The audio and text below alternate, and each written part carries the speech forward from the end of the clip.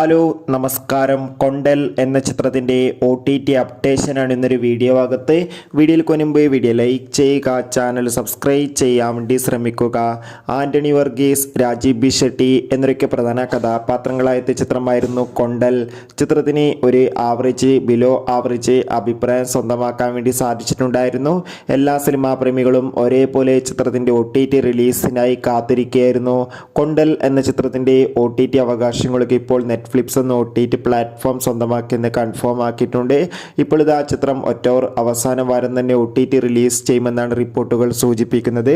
ചിത്രത്തിൻ്റെ കൂടുതൽ അപ്ഡേഷൻ അറിയാൻ വേണ്ടി കാത്തിരിക്കാം. ചിത്രം കണ്ടവരുടെ അഭിപ്രായം കമൻറ്റ് ചെയ്യൂ. ഒക്ടോബർ മാസം ധാരാളം ചിത്രങ്ങൾ OTT റിലീസ് ചെയ്യാൻ പോവുകയാണ്.